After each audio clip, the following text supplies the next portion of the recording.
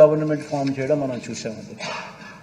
మనకు చంద్రబాబు నాయుడు గారి కూటమికి తేడా, వాళ్ళందరూ కలిసి మన మీద దాడి చేసినారు. మనం ఒక్కళ్ళమే ఇటువైపు నుండి మనం పోటీ చేసినాం. అయినా కూడా వాళ్ళందరికీ 46% వాళ్ళకు వస్తే 45% మనకు వచ్చింది. దాదాపుగా వాళ్ళకు మనకు తేడా దాదాపుగా 1% తేడాతో మనం ప్రతిపక్షంలో కూర్చోవాల్సి వచ్చింది. అప్పట్లో నాతో చాలామంది అన్నారు అధ్యక్ష, ఎన్నికలకు ముందు మనం కూడా 87,612 కోట్ల రూపాయల రుణమాఫీ చంద్రబాబు నాయుడు చెప్తున్నాడు కదా, మనం కూడా చెప్పేద్దాము, చెప్పేస్తే గవర్నమెంట్లోకి వచ్చేస్తాం, మన సంగతి మనం చూస్తాంలే అని చెప్పి చాలా మంది నాతో అన్నారు. చాలా మంది అన్నారు అధ్యక్ష. ఇన్ఫాక్ట్ అందరు నా శ్రేయోభిలాషులే, ఎవరు అన్యాయస్తులు కాదు, నా శ్రేయోభిలాషులే.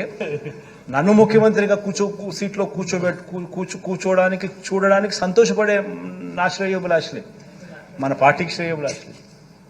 నేను అన్నా అధ్యక్ష, చెయ్యలేనిది చెప్పకూడదు, మాట ఇస్తే తప్పకూడదు అని చెప్పి.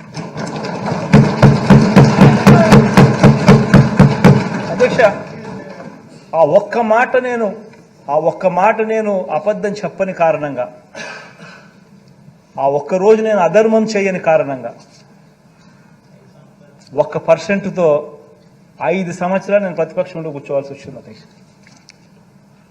ఇది రియాలిటీ అధ్యక్ష. ఒక అబద్ధం చెప్పిందంటే జగన్ ముఖ్యమంత్రి అయి ఉండేవాడు, అధికారంలో జగన్ ఉండేవాడు, చంద్రబాబు నాయుడు ప్రతిపక్షంలో ఉండేవాడు.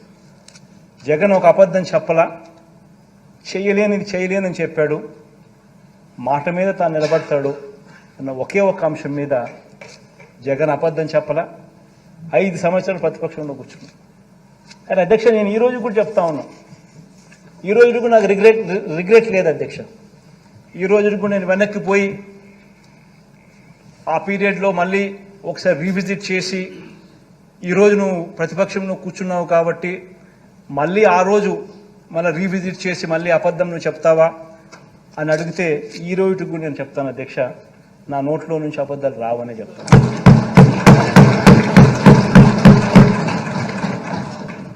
అధ్యక్ష, ఇది చాలా ఇంపార్టెంట్ అధ్యక్ష.